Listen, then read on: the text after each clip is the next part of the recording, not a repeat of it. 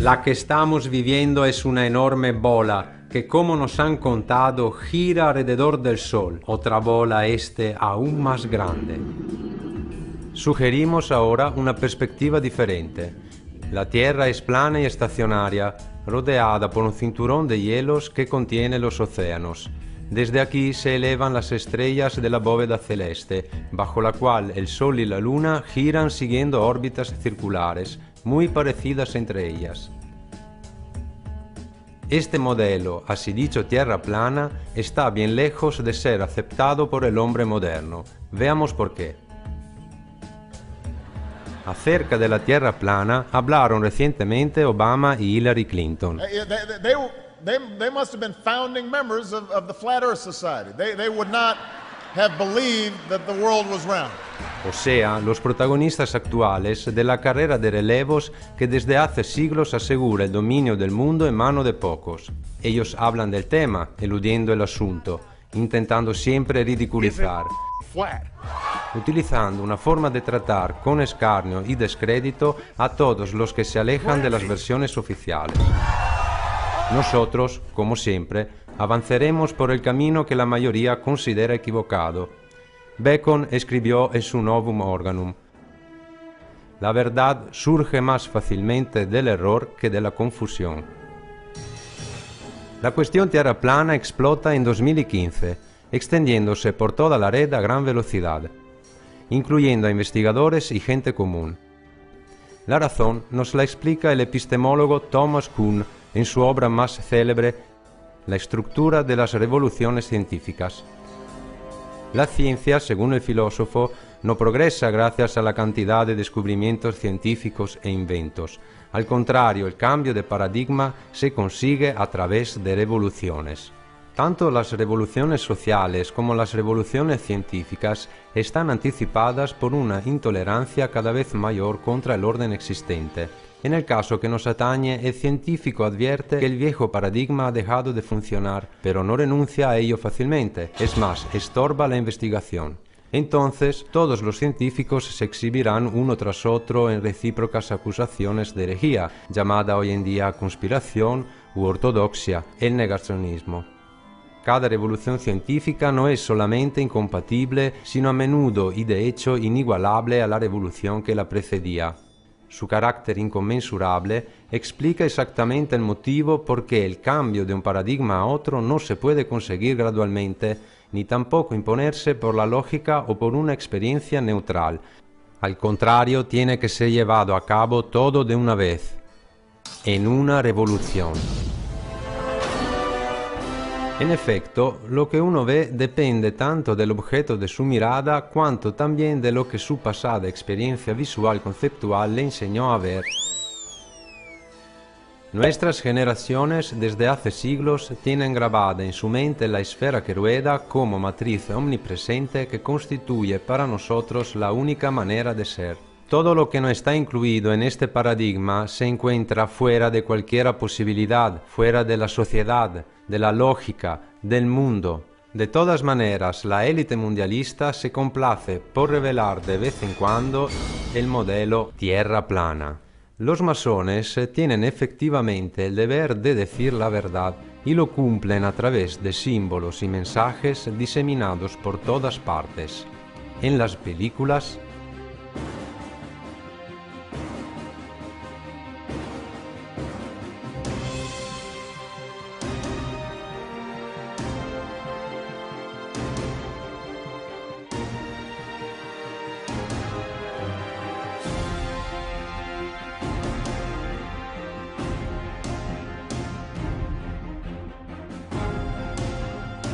en los dibujos animados,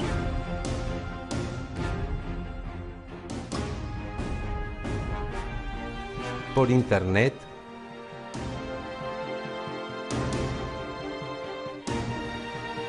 en las cartas de los Illuminati, debajo de Ground Zero y por último, pero no menos importante, en el logo de la ONU. ¿Y quién mejor que ellos para saber cómo está hecha la Tierra? Hoy día el modelo vigente, que considera que el globo terrestre rodea alrededor de un Sol de 1 millón de veces más grande, dentro de una galaxia de miles de millones de estrellas, en un universo de miles de millones de galaxias, está entrando rápidamente en crisis. Todavía no podemos saber si esta crisis acabará en una revolución científica que subvertirá el modelo, pero los puntos de ruptura del sistema parecen aflorar inequívocamente. Antes de comprobarlos, partimos de una premisa. Todas las informaciones en ámbito astronómico hoy día son dominio exclusivo del monopolio de las agencias espaciales. Estas, bien atentas en no contradecirse entre sí, denotan una matriz compartida, como compartido es el logo del vector que todas representan. Cada imagen, demostración, experimento, información, exploración, hipótesis científica sobre la Tierra y lo que la rodea, nace o se aprueba aquí, bajo la protección del vector y sobre los hombros del contribuyente mundial. Completemos la premisa con la explicación de Robert Simon, el empleado de la NASA que creó el último modelo de la Tierra a nuestra disposición. Tomamos los datos y hacemos una imagen completa. Después quitamos las nubes, pintamos en azul el océano y donde está más abajo los pintamos en verde brillante. Después volvemos a poner las nubes y donde haya una pequeña fisura entre las órbitas la pintamos. Sí, claro, es Photoshop, pero tiene que serlo. Luego simulamos la atmósfera y al final añadimos un efecto de luz brillante para obtener el reflejo del sol sobre el mar. Es un mosaico muy verosímil. Yo no soy un astronauta, nunca fui al espacio, pero intenté sacar la esencia de la Tierra de estas fotos. Sí, claro, es Photoshop, pero tiene que serlo.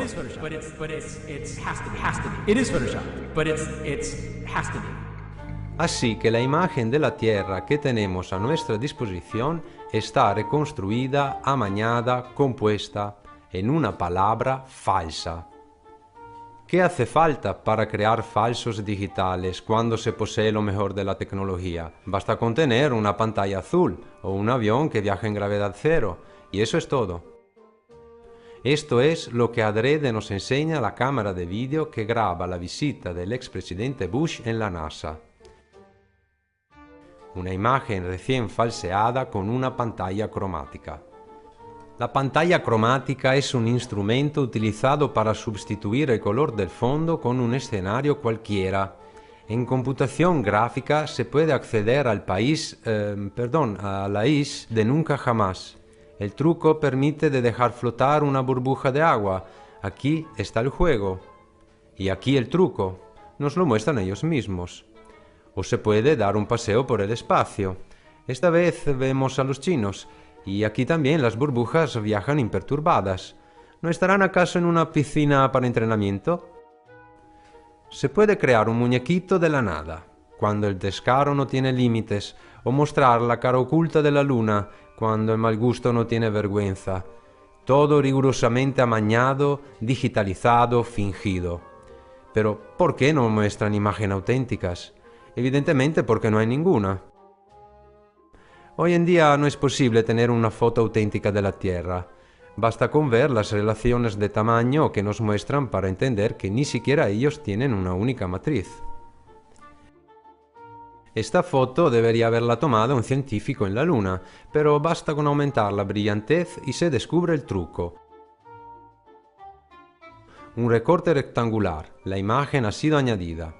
Cualquiera que sea la interpretación que queréis dar al vector que está en los logotipos de las agencias espaciales, los científicos que allí trabajan actúan de acuerdo como actores de poca monta en una grotesca farsa masónica, cada uno desempeñando su papel. La Cristoforetti, que entre un champú y una ablución se exhibe en el acto de la normalización de las estelas químicas. Adam Stelzner, que interpreta el papel de actor jefe de la Track en Marte, donde parece que haya de todo. Huesos, varas de madera, ratones, a menos que no sean, como parece evidente, imágenes de la Tierra pintadas en rojo, retocadas con Photoshop, falsas. Seguramente no han sido publicadas por desatención, sino utilizadas deliberadamente como una prueba de estrés para nuestras mentes, que ante un hecho obvio cometido por una autoridad serán cada vez más dispuestas a aceptarlo. Disonancia cognitiva. Y Obama, el cual quiere desarrollar las tecnologías para superar las fajas radioactivas de Van Allen y enviar al hombre por primera vez más allá de la órbita baja. Pero bueno, Estados Unidos no habían terminado ya esa misión hace 50 años, pisando la Luna con un módulo lunar de latón y papel aluminio pegados juntos con cinta adhesiva.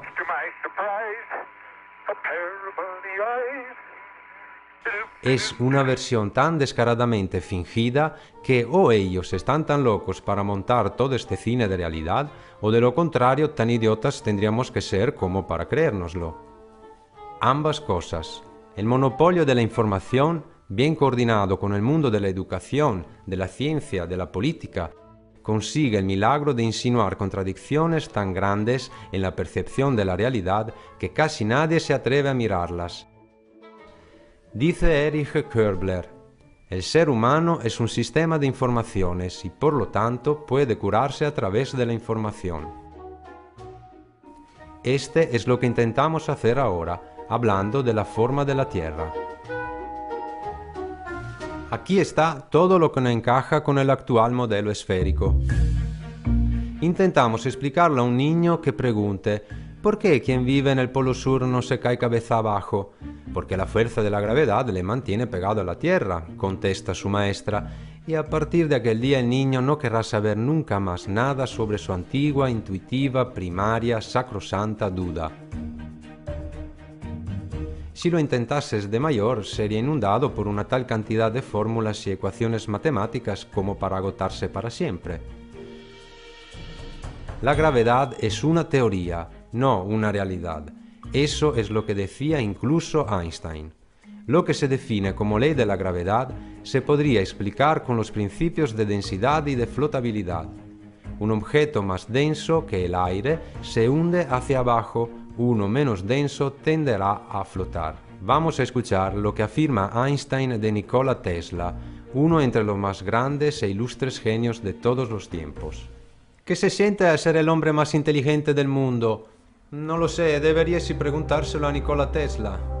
Escuchamos ahora qué dice Tesla acerca de la gravedad. La relatividad de Einstein es una magnífica composición matemática que fascina, deslumbra y hace que la gente se ciegue a los errores que subyacen en la teoría de la relatividad. La teoría es como un mendigo vestido de púrpura, cual la gente ignorante entrona como un rey. Sus máximos exponentes son hombres brillantes, pero no son más que metafísicos en lugar de los científicos. El investigador Anthony Patch escribe que lo que ha sido etiquetado de manera equivocada como gravedad son en realidad líneas de fuerza en un campo magnético, y en efecto el universo electromagnético que Tesla intuyó y que se oculta detrás de la teoría de la gravedad constituye la materia de estudio sobre la que trabaja furtivamente el CERN. A nosotros, por el contrario, nos cuentan que la fuerza de atracción debería empujarnos hacia el núcleo de la Tierra, pero ¿quién vio nunca este núcleo? La profundidad máxima de perforación realizada por el hombre apenas supera los 12 kilómetros, prácticamente la profundidad de la corteza terrestre. Entonces, ¿de qué están hablando? El núcleo, por lo que pueden enseñarnos, no existe. Sin duda, en un paradigma replanteado, en el momento en que la ley de la gravedad tuviera que desaparecer, los científicos se adaptarían a otras leyes, ojalá a las de la densidad o del electromagnetismo, y finalmente los niños podrían ver a los hombrecitos del Polo Sur caerse cabeza abajo.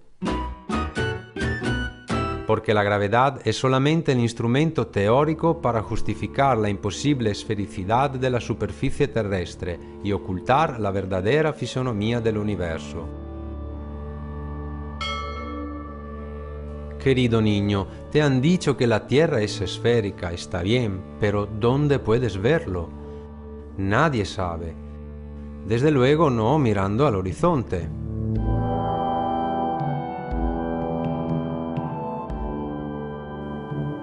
No desde la ventanilla de un avión.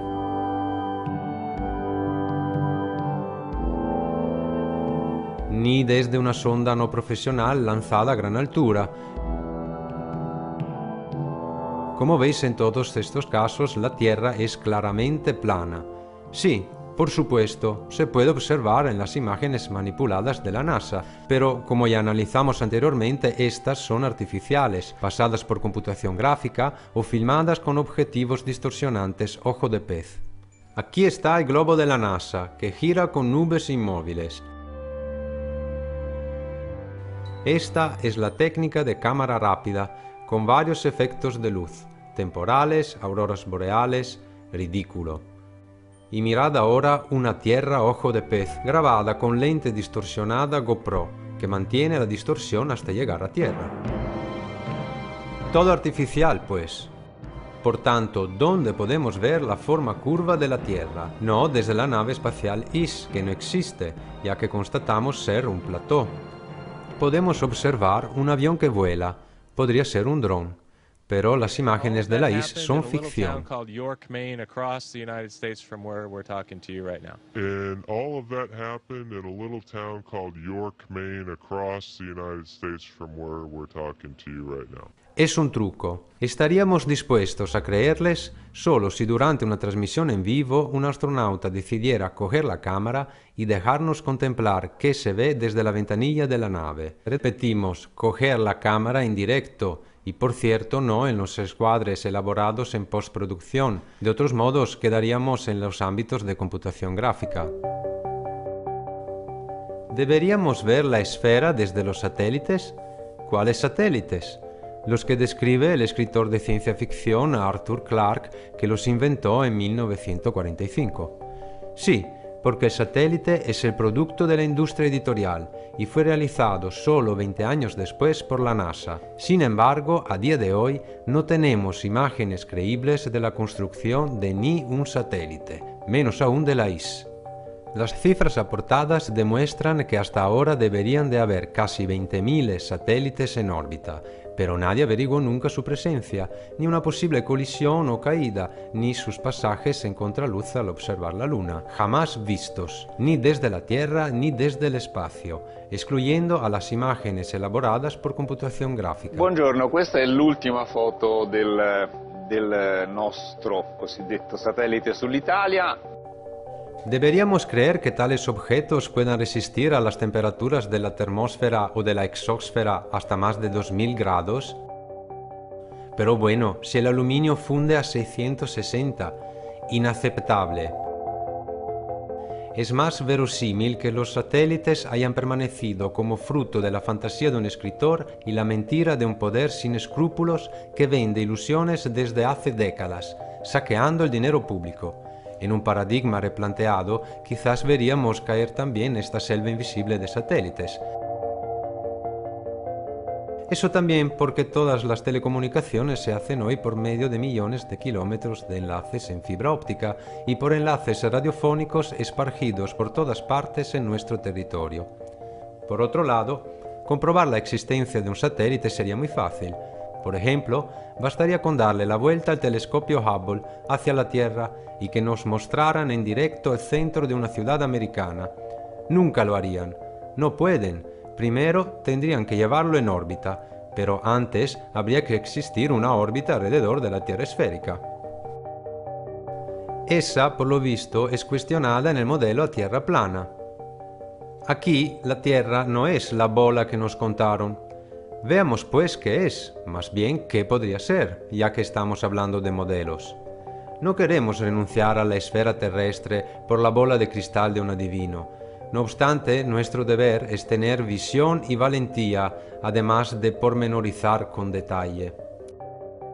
Por otra parte, en caso de que caiga la idea del globo, caerá también la gravedad del masón Newton y el evolucionismo del masón Darwin, el cual hace que el ser humano se sienta un don nadie a la deriva en el espacio infinito.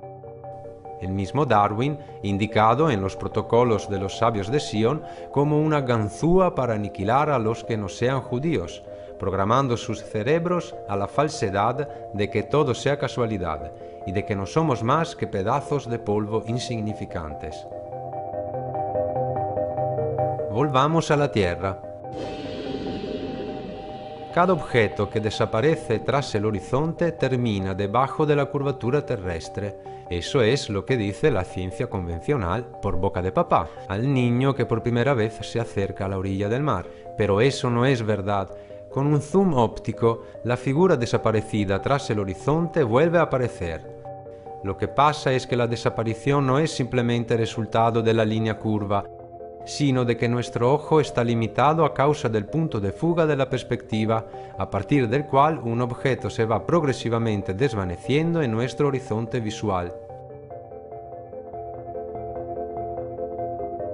Si la curvatura de la Tierra fuera, como nos dicen, de 8 pulgadas por milla multiplicado por el cuadrado de la distancia, con esta tabla podríamos calcular la extensión de la curvatura por cada distancia recorrida.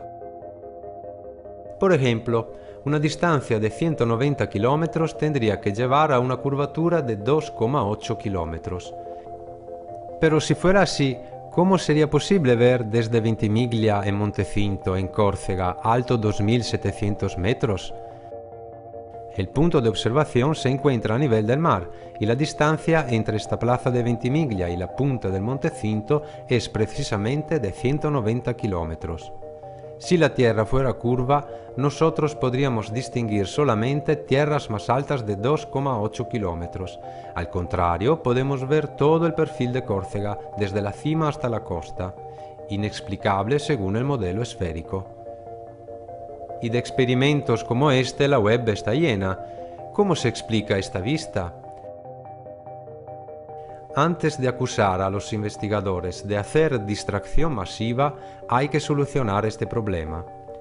Las líneas de nuestra perspectiva se cruzan precisamente en el punto de fuga, formando un triángulo que contiene todo el panorama visible para nosotros. Nosotros no vemos de esa manera, sino así. Más allá de nuestro horizonte visual, cada cuerpo desaparece, así como hace el Sol. Como hacen estos edificios que irán haciéndose cada vez más pequeños y hundidos cuanto más se alejarán de nuestro horizonte prospectivo, pero no porque la Tierra sea redonda. Si el hundimiento de los edificios fuera causado por la curvatura terrestre, no deberíamos verlos rectos, sino inclinados, así. Pero así no es.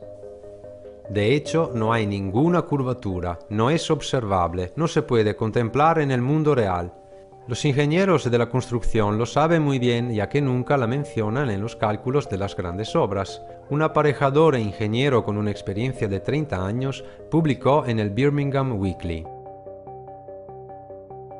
todos nuestros trenes están diseñados para funcionar sobre lo que se puede considerar un plano. Encima de cualquier cosa que se acerque a 8 pulgadas por milla y que suba al cuadrado de la distancia, ninguna locomotora jamás construida podría funcionar.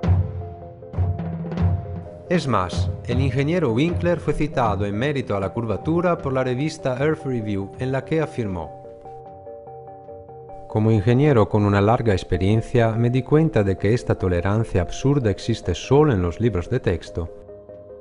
Ningún ingeniero se atrevería a calcular nada como esto. He diseñado muchas millas de ferrocarriles y muchas otras de canales, y este factor no ha sido nunca tomado en consideración.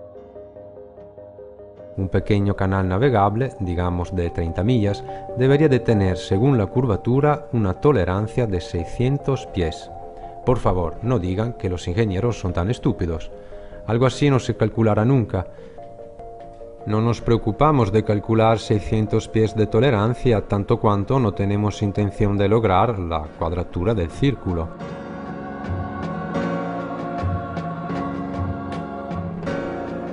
Quisiéramos, pues, forzar a los ingenieros a curvar los canales. ¿Y cómo podrían? ¿Os imagináis una cuenca de agua curvada? El agua no hace curvas, grita el niño impaciente. No se comporta de esa manera, sino así. Por lo tanto, como mínimo en relación con la altitud de los océanos, deberían haber inmensas extensiones de agua al mismo nivel. Al menos allí debería ser plana la Tierra, pero pese a eso nos proporcionas el modelo contrario, el océano que curva. Simplemente inverosímil. La física natural del agua es la de alcanzar y mantener su propio nivel. El agua se utiliza incluso para nivelar las construcciones, por ejemplo con un nivel de burbuja. Y precisamente porque el agua, al contrario que la ciencia, no miente. Nos dicen que la curvatura de los mares es debida a la gravedad.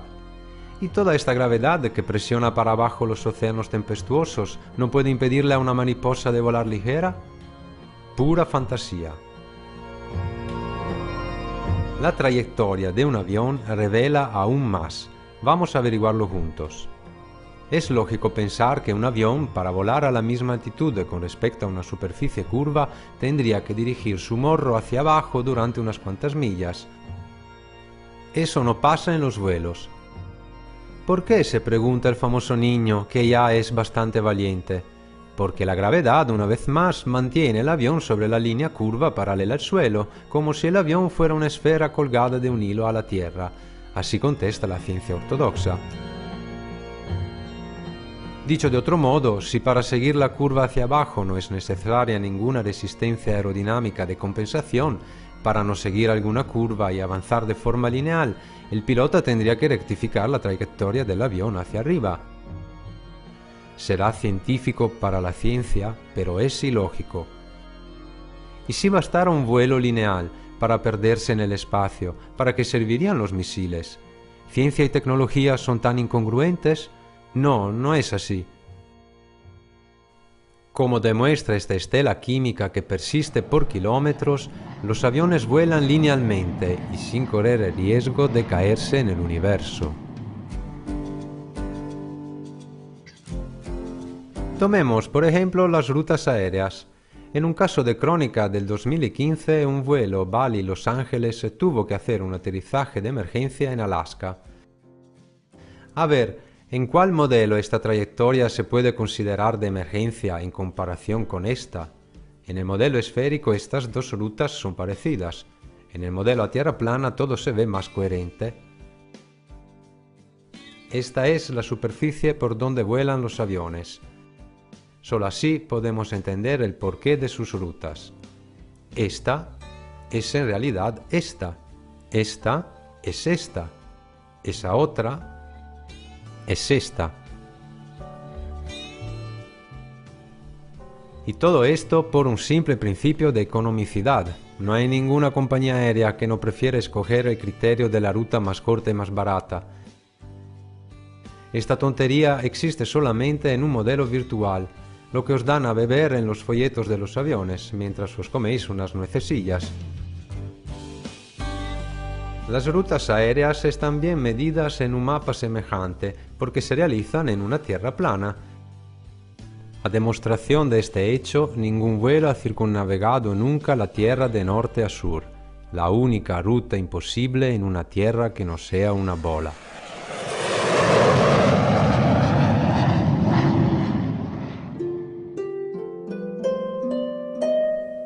Un sistema elegante para explicar la curvatura terrestre fue desarrollado por Eratóstenes de Cirene, matemático y filósofo que vivió durante el tercer siglo a.C. Bueno, nuestro niño es un muchacho ya, es un descarado y pide cuentas sin mucho temor. ¿Cómo es posible, se pregunta, que a día de hoy haya que desenterrar Eratóstenes para probar un hecho tan enorme como la forma de nuestro mundo? Fácil, porque estos desenterradores tienen en sus manos nada más que las cenizas.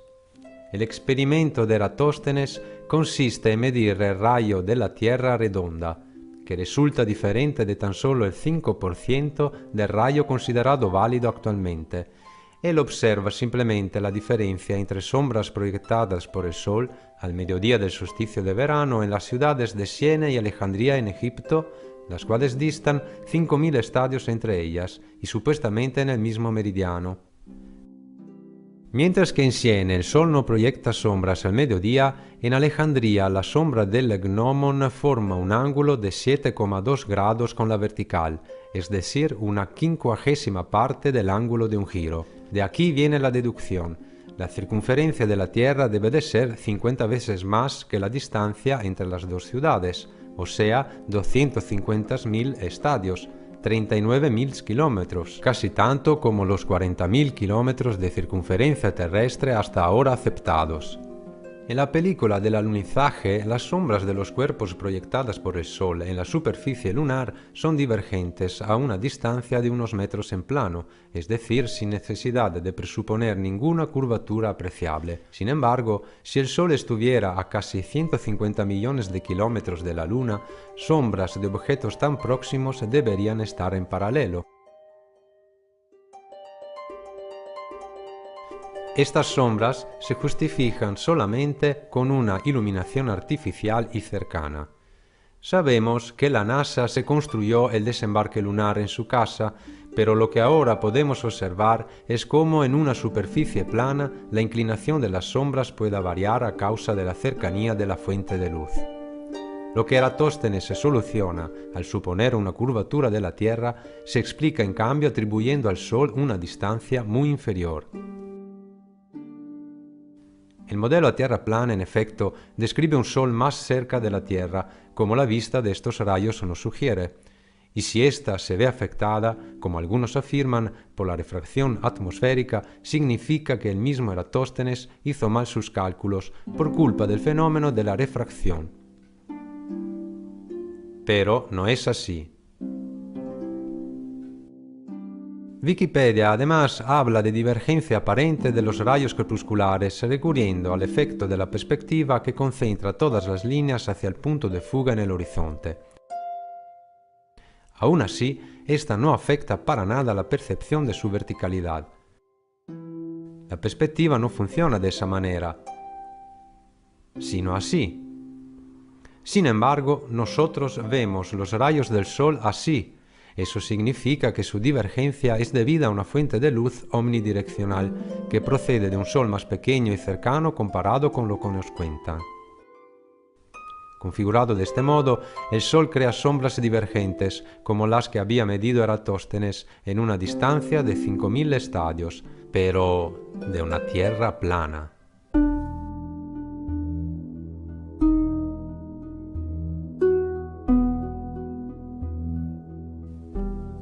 Vamos a ocuparnos ahora del movimiento de la Tierra y examinamos la madre de todas las pruebas, el giróscopo, el instrumento físico que permite mantener fijo el eje de rotación, cualquier sea el movimiento alrededor de ello.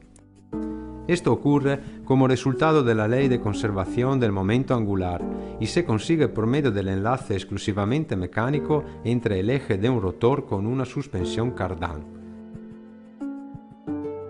El giróscopo fue utilizado por primera vez por Léon Foucault en 1852 para demostrar el movimiento de la Tierra. Las crónicas científicas confirman el éxito de la prueba. Vamos a ver. Una vez encendido el giróscopo, manual o eléctrico, este mantendrá el eje de rotación fijo, cualesquiera que sean los movimientos del sistema alrededor. Veamos reproducido el mecanismo aquí. Aquí y otra vez aquí. Ya se hicieron muchos experimentos. Todo el sistema alrededor se mueve, pero el eje en el interior se queda fijo. Por lo tanto, el giróscopo puede mostrar el movimiento de rotación terrestre. Si la Tierra gira 360 grados en 24 horas, el instrumento deberá de evidenciar su línea inmóvil mientras la suspensión se mueve en diferentes direcciones en relación con la longitud en la que el giróscopo está puesto, ofreciéndonos así la prueba mecánica irrefutable de que la Tierra gira. Observemos. Nada. Inmóvil. Parece como si la Tierra fuera estacionaria, aunque la superficie debería haberse movido durante todas estas horas. A decir verdad, todos los experimentos después de Foucault han fracasado, a pesar de que nuestros giróscopos son menos rudimentarios comparados con los de Foucault. Total, que el giróscopo es como el agua, no miente. Al contrario, bien entendimos hasta qué punto la ciencia oficial puede amañar las cartas para que la banca gane siempre.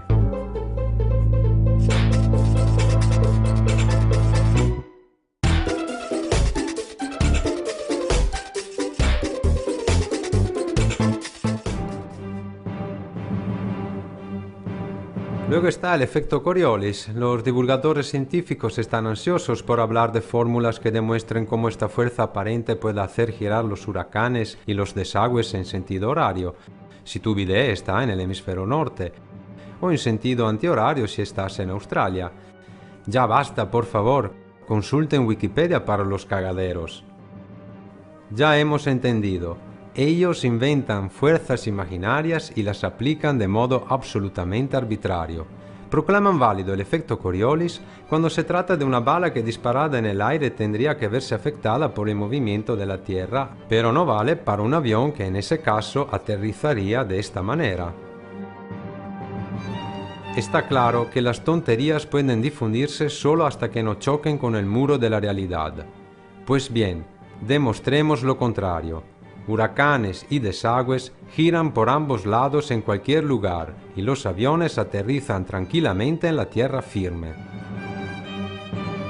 En caso de que la Tierra y su atmósfera rodaran constantemente hacia el este a más de 1000 millas por hora, ningún avión comercial que viajara a 500 millas por hora podría llegar a sus destinos en el oeste antes de que ellas mismas llegaran a él por detrás. En efecto, si nos paramos a pensar, la rotación de la Tierra es invisible a nuestros ojos. Desafortunadamente, nosotros no creemos a lo que nuestros ojos ven, porque nos han enseñado un sistema falsificado que nos obliga a creer a cosas que nunca se comprobaron a través de la observación o de los experimentos.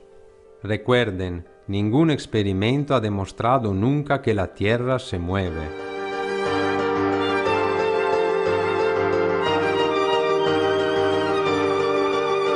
El muchacho se hizo irreverente. Ya no soporta más el engaño de los teoremas para justificar un mundo que no ve, que no es, ni siquiera en apariencia. ¿Cómo podríamos ilustrarle el paradigma con el que algún día tendrá que enfrentarse? Se llama Tierra plana. Es un modelo que ya describieron bien en la antigüedad de Babilonia, Egipto, de los Maya, Incas, Navajos, noruegos, hindúes, del budismo, del Corán, de la Biblia. Es la Tierra así como la podemos ver confiando en nuestros ojos, plana y estacionaria, con un polo magnético en el norte que siempre punta a la estrella polar, un ecuador a lo largo de la línea mediana y un cinturón de hielos permanentes denominada Antártida, a partir de la cual es posible que hayan otras tierras o que empiece la así llamada cúpula de la bóveda celeste, nuestro universo. Se trata de la bóveda sobre la que dan vueltas las luces siderales con un movimiento concéntrico alrededor de la estrella polar. Dentro de esta cúpula, el Sol y la Luna, ambos con un diámetro hipotético de casi 50 kilómetros, forman un movimiento giratorio en el que se alternan los días y las estaciones, más calientes en el norte al restringirse del movimiento hacia el polo o en el sur cuando el movimiento se ensancha hacia el exterior. Si el Sol gira por encima y alrededor de la Tierra cada 24 horas, moviéndose regularmente de trópico a trópico cada 6 meses, de ello se deduce que las regiones centrales y del norte reciben anualmente mucha más luz y calor solar que las regiones del sur por la circunferencia. Desde que el Sol se mueve mucho más rápidamente sobre la región del sur, dentro de las 24 horas tiene que pasar sobre la región del norte, más pequeña, y su paso será en proporción inevitablemente más lento. Esto explica muy bien las diferencias de temperaturas entre el Ártico, menos 30 grados por término medio, y la Antártida, menos 60 grados por término medio, las diferencias entre una y otra estación y en la duración de la luz del día. La explicación de las estaciones, así formulada, parece mucho más convincente de la del modelo esférico. En ello, de hecho, el cambio de estaciones están causados por la inclinación del eje terrestre respecto a los rayos del Sol, una teoría que conlleva resultados paradoxales como tener más frío en nuestro hemisferio boreal, mientras la Tierra se encuentra en el punto más cercano al Sol, y más caliente en el momento en que la Tierra está más lejos de ello. ¿Cómo puede una diferencia tan pequeña influir tanto en la inclinación, considerando que una diferencia de 5 millones de kilómetros influye tan poco. El niño, que ya es grande, se acuerda perfectamente de no haber solucionado nunca una cosa tan incomprensible, hasta cuando Obama le habló de la Tierra plana. El movimiento planteado en el modelo plano aclara también las incongruencias sobre la Luna, que ya son insostenibles. La versión generalmente aceptada dice que la Luna gira alrededor de la Tierra siguiendo una órbita de 28 días. Sin embargo, el modelo esférico presenta distintos problemas. Primero, nos proporciona una Luna mucho más pequeña que el Sol, mientras la percepción de la realidad muestra dos materias sólidas del mismo tamaño. Segundo, para justificar el hecho de que siempre vemos solo una cara de la Luna, el modelo está obligado a forzar la idea de un movimiento perfectamente sincronizado con la Tierra, aunque sea muy improbable, gracias a periodos de rotación y revolución lunar idénticos, pero si así fuera, no se entiende qué es lo que causó los cráteres en el lado visible de la Luna, ya que ella se dirige hacia nosotros desde siempre.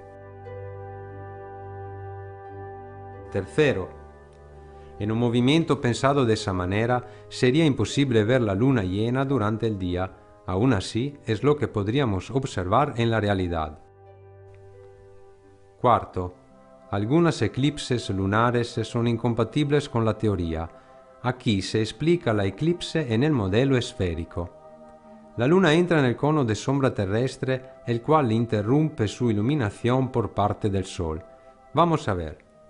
Al amanecer, en los Estados Unidos, la sombra de la Luna debe de estar puesta necesariamente hacia abajo.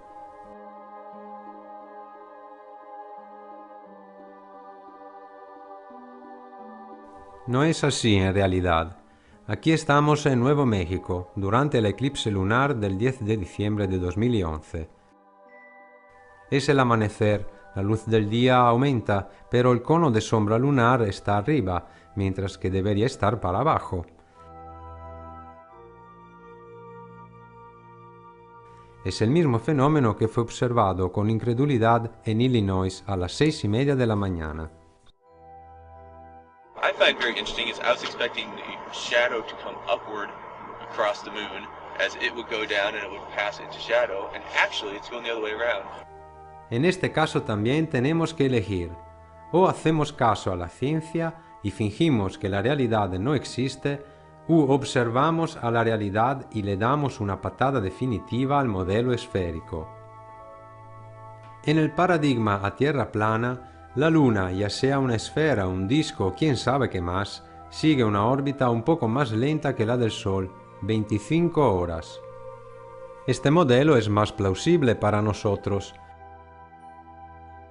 El movimiento indicado explica también las eclipses solares, fenómenos que los antiguos ya sabían calcular perfectamente basándose en esta mapa de una Tierra plana. Y ahora pasamos al movimiento del Sol, esto. Así como el amanecer es un lento acercarse del Sol desde el este, también el atardecer no es nada más que su desaparición tras el horizonte visual de nuestros ojos. Ninguna curva lo sitúa debajo del horizonte, el Sol desaparece simplemente detrás del punto de fuga de nuestra perspectiva. Una vez más, pues, la observación de la realidad nos lleva a la comprensión correcta de las cosas. Parece evidente que es el Sol que se acerca o aleja de nosotros, rotando sobre una superficie plana que representa el centro del universo visible para nosotros.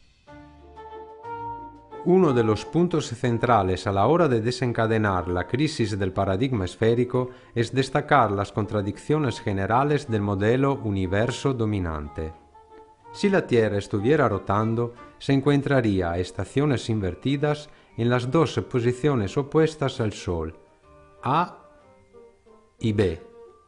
Entonces nosotros, pasando de un punto a otro, deberíamos de notar la inversión de los días por las noches. La medianoche de junio tendría que convertirse en pleno día en diciembre. Nos dicen que esto no pasa porque cada 24 horas la Tierra termina haciendo un grado más en su rotación, no 360 grados, sino 361 grados. Esta corrección mantendría inalterados los días y las noches en las dos posiciones indicadas de la Tierra. Por eso la posición del globo quedaría invariada, 23,5 grados, tanto en junio como en diciembre. Considerando que el polo norte apunta siempre a la estrella polar, ¿cómo puede ocurrir eso en ambos momentos A y B? Cuya distancia es 186 millones de millas y con una inclinación del eje invariada. En efecto, la realidad no concorda con la teoría, salvo que se base en un modelo estacionario, que describe un plano sobre el que la bóveda celeste siempre gira en torno a la estrella polar. ¿Qué tienen que inventarse en cambio los ferreteros ortodoxos de la esfericidad? La estrella polar está a 2,55 cuatrillones de millas, por lo tanto no se puede calcular el paralaje estelar con la Tierra en junio y en diciembre. Así que nosotros veríamos una estrella tan inmensamente lejana a simple vista. Claro que sí, repiten ellos, porque es 46 veces más grande que el Sol. Eso es, así es como manejan números y medidas, modificándolos para rectificar cada uno de los teoremas fracasados que inventan. La lección que nuestro niño ya viejo puede todavía aprender se halla en las palabras de Nikola Tesla. Los científicos de hoy día han sustituido los experimentos por matemáticas, vagan sin rumbo de ecuación en ecuación, y eventualmente esto los llevará a construir una estructura que no tiene ninguna relación con la realidad. Y esto es lo que vemos con el telescopio.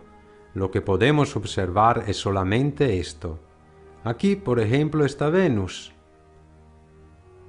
Sirio, Arturo, Vega, Betelgeuse. Los astros están visibles de esta manera y probablemente responden a leyes de densidad diferentes respecto a las que rigen en el plano tridimensional de la Tierra.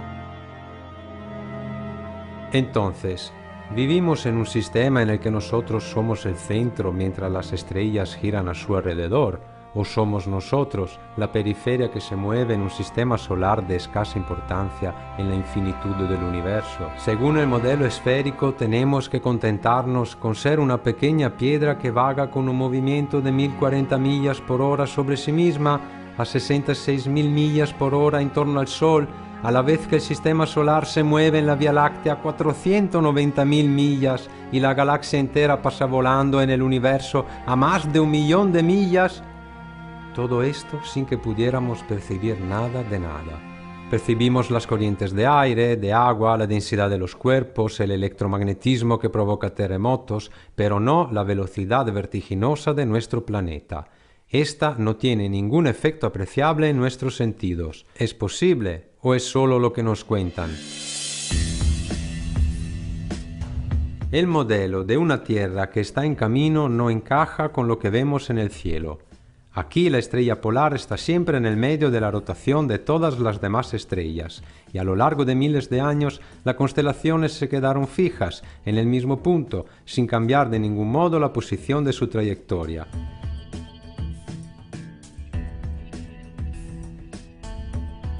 Si la Tierra fuera una pelota que orbita alrededor del Sol, dando vueltas en una galaxia disparada por el Big Bang, como afirma la NASA, sería imposible que las constelaciones se quedaran inmóviles. Basándonos en su modelo, deberíamos tener en efecto un cielo nocturno completamente diferente cada noche, y las estrellas visibles no serían nunca las mismas 2 veces seguidas. Solo si fuera así, podríamos rendirnos ante sus razones. Sin embargo, la ciencia conservadora dispone del paradigma dominante, que ha ido creando a lo largo de 2 milenios y se aprovechará de eso hasta lo imposible, hasta lo irreversible, exhibiendo leyes hechas de ecuaciones cuyo único objetivo es impedir la observación del universo y la crítica al modelo impuesto. Es por eso que después de las exploraciones del almirante Byrd, cuyos viajes revelaron lugares desconocidos más allá de la cadena de los hielos antárticos, un tratado internacional cerró el acceso a estos lugares para todo el mundo. No parece extraño que la familia Rockefeller haya fomentado y financiado las expediciones, hasta el punto de que le dedicaron su nombre a una montaña de la Antártida, como el acuerdo de no explotación, en contra de sus propios intereses petroleros. ¿Quién sabe a favor de cuál interés superior? El Tratado Antártico fue firmado en Washington, D.C. en 1959, 2 años después de la muerte del almirante y de su último vuelo. El tratado, que hoy día cuenta ya con 48 países signatarios, prohíbe todo tipo de actividad militar en el continente helado, pero personal y equipo militar puede ser empleado para la investigación científica o cualquier otro propósito pacífico. En fin, gracias a esto, un patrullaje militar constante envuelve el cinturón antártico con un secretismo que el supergobierno mundial impuso a la humanidad, también por medio de la violencia, en caso de que pilotas civiles y capitanes de barcos quisieran alcanzarlo. Antes de etiquetar como desinformadores a los que quieren conocer, luchad pues para acceder a las respuestas que los mistificadores de la luna hecha en casa os ocultan. Si el paradigma dominante fuera ahora lo de la Tierra plana, pensad a cuánto fácil sería para vosotros caer en ridículo al intentar convencer que la Tierra sea una bola que gira, arrastrando nubes y océanos, sin que nadie se diera cuenta. Modernos inquisitores, sean sabios y sigan el camino de la conciencia, no el de la hoguera. La exploración de la Antártida, según el modelo a tierra plana, podría revelar los bordes de la verdad, los confines de la Tierra, el límite donde ésta se encuentra con el firmamento, o la presencia de nuevas tierras, como fue descrito, por ejemplo, en un antiguo mapa budista.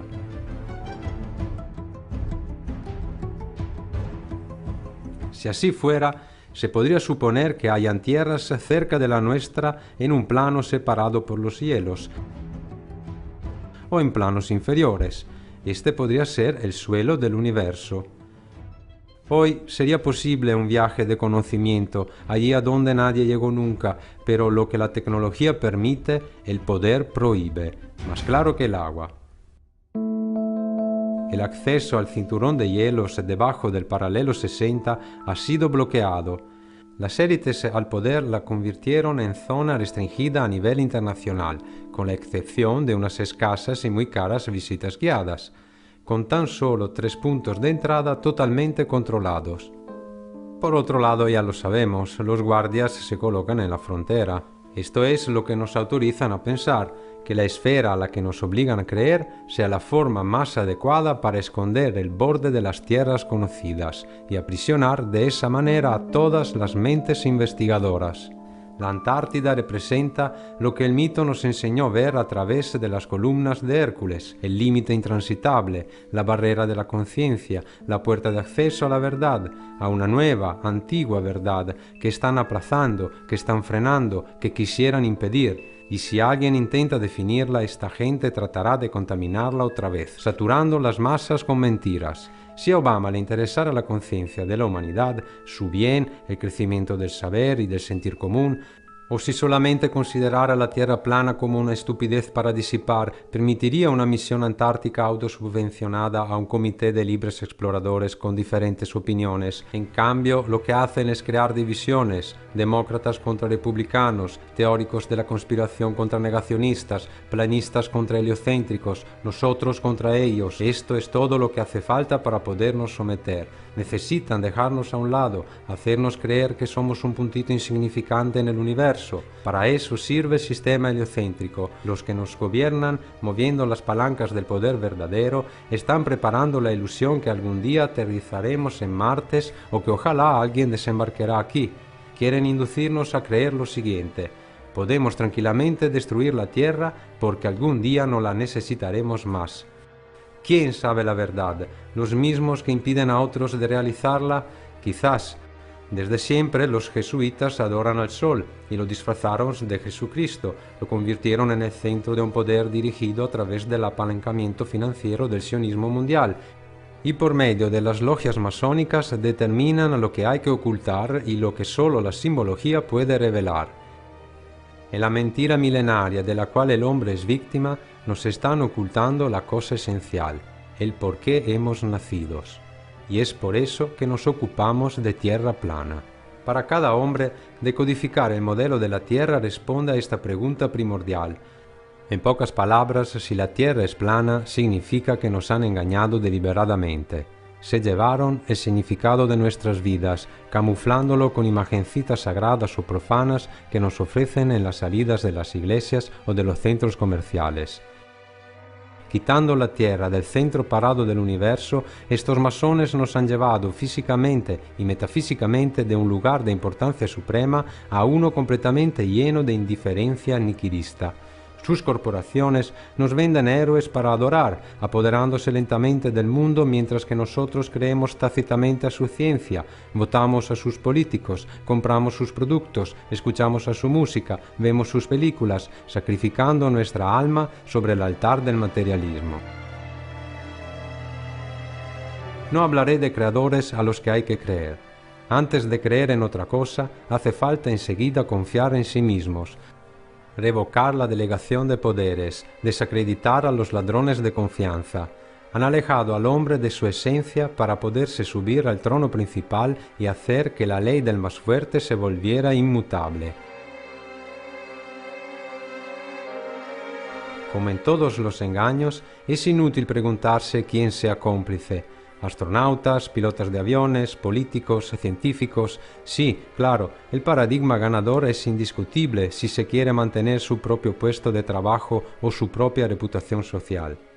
El camino que se puede intraprender es aquello de la conciencia y búsqueda personal, que poco a poco llega a ser conciencia y búsqueda colectiva. Sufriremos la ridiculización por parte de los predicadores del dogma del sistema, pero quienes tienen conciencia también tienen fuerza suficiente para soportar la carga. Mientras tanto, nosotros percibimos que la puerta del cielo es impenetrable. Si tienen que inventarse todo este cine es porque no pueden cruzarla, a tal punto que Estados Unidos y Unión Soviética intentaron pasar por ella con continuas operaciones. Explosiones atómicas en la atmósfera llevadas a cabo justo después de los últimos descubrimientos en la Antártida. Curiosamente, existe todavía una zona del tamaño de Estados Unidos que no fue visitada nunca por el género humano, que se encuentra más allá del Polo Sur, más de la mitad de América. Es sorprendente, debe tratarse de un territorio muy grande, ya que nunca fue explorado. La élite entonces tiene que haber descubierto el firmamento y estaría buscando la manera de atravesarlo. Pero ¿puede el hombre querer destruir a la casa que lo acoge? ¿Podemos dejarle hacer esto tan impunemente? Y la ciencia, sierva de estos planes, quisiera darnos a entender de que está protegiendo a la Antártida y no ocultándolo todo con fines de dominación. ¿Vosotros podéis ser persuadidos tan fácilmente? ¿Qué otra cosa podrían ser estos ataques destructivos, además de ser proyectos para perforar la cúpula y sobrepasar el límite impuesto a la vida en la Tierra?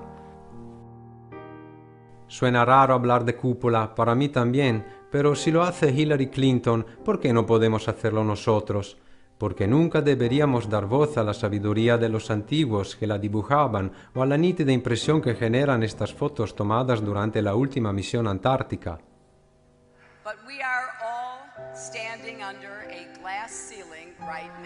¿Qué es esta barrera imposible de superar? Un material súper translúcido, campos de fuerza, los supuestos cinturones de Van Allen, dicen ellos. Algo, por cierto, que ni un cohete logra atravesar. 4, 3, 2, 1.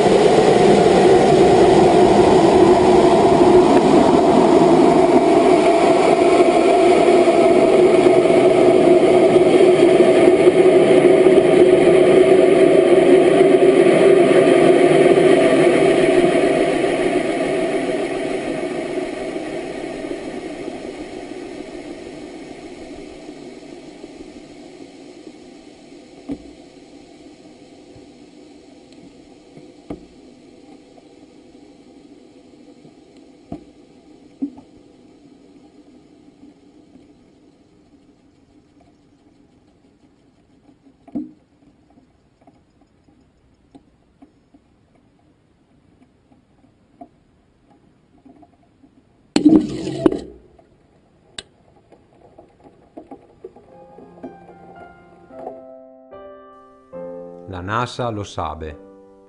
De hecho, sus cohetes toman prudentemente una trayectoria a parábola descendiente, así como lo hacían los transbordadores espaciales. A propósito, ¿os acordáis del accidente del transbordador espacial Challenger en 1986? Bueno, parece que 6 de las 7 víctimas que participaron en la misión, por decirlo de alguna forma, resulten vivas todavía. ¿No os parece a vosotros también? ¿Que haya sido por enésima vez una farsa hecha en USA? Probablemente no lo sabremos nunca.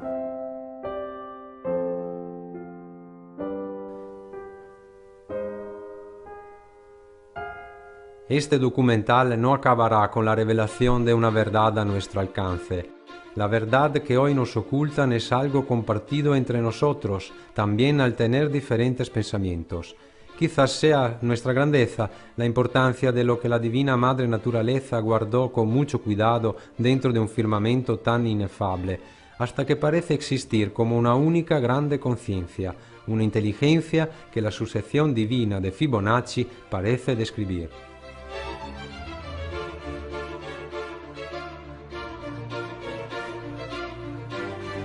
Que el modelo que lo representa sea esférico o plano, todo lo que existe nos atañe a cada uno de nosotros. Atañe al niño que todavía en la cuna ya lo sabía todo y que luego de sorpresa en sorpresa y anestesiado por el peso de la experiencia lo olvidó. Por lo tanto, quisieran darle a creer que la luna haya sido conquistada, que el núcleo de la Tierra nos atraiga, que las luces tan pequeñas sean soles gigantescos a distancias que no se pueden ni pronunciar.